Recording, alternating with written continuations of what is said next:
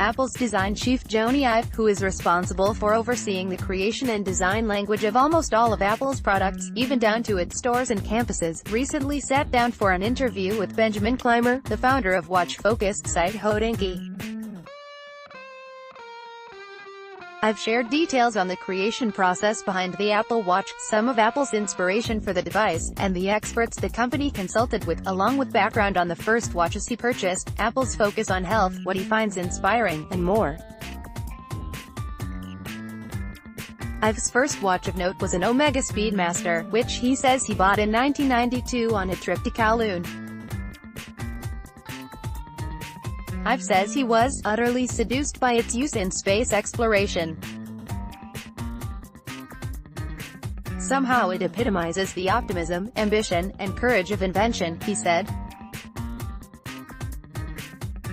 Ive said he also admires the Nautilus by Patek Philippe, which he describes as a bizarre object. According to Ive, Apple CEO Steve Jobs had no particular interest in watches, and so early discussions for the watch didn't take place until 2012, a few months after Jobs passed away. The death, said Ive, caused Apple to think about where we wanted to go, and what trajectory Apple was on as a company. Apple was also exploring its contribution to its users. I think, incontrovertibly, that Apple since the 1970s has made difficult to comprehend and inaccessible technology easy to understand and accessible. The Apple Watch, with its focus on the personal, was the next logical step in device development, and its creation was different from many of the products that came before it because there were existing references.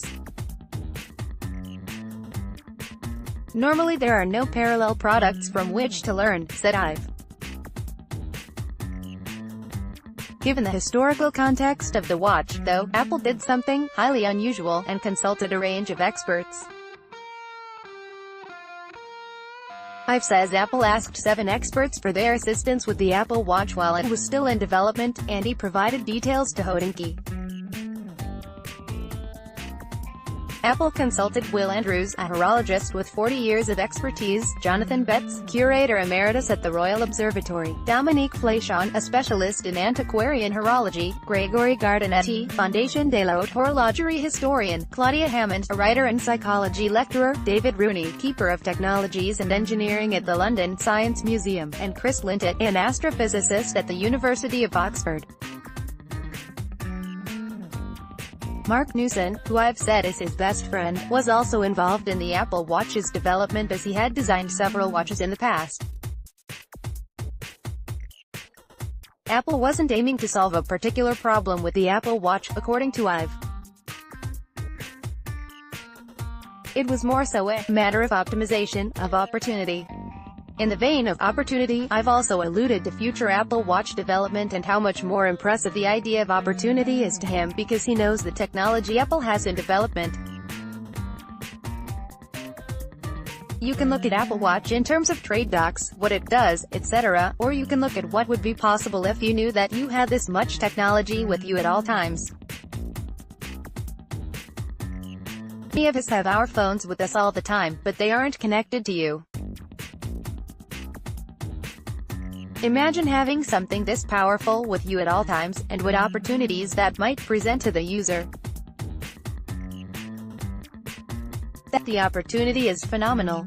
Particularly when you don't understand just where we are today in terms of technology and capability, but where we are headed. Despite the early input from horological experts and the storied history of the watch, Ive says there were no homages in the Apple Watch. Everything served a purpose, said Ive. Everything we did was in the pursuit of what we thought was the best solution. I've used the digital crown as an example, which he said took a modicum of courage to implement with Apple's typical disposition towards direct manipulation.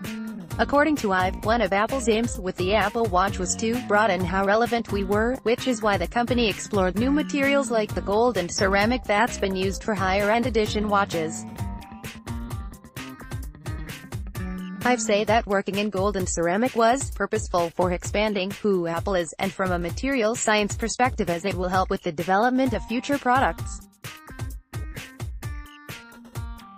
Health-based capabilities were an early and significant focus of the Apple Watch, and Ive say that feedback from customers who have had health benefits from the Apple Watch has been hugely motivating. In fact, he says that he finds customer feedback much more motivated than Apple's new position as the largest watchmaker by revenue.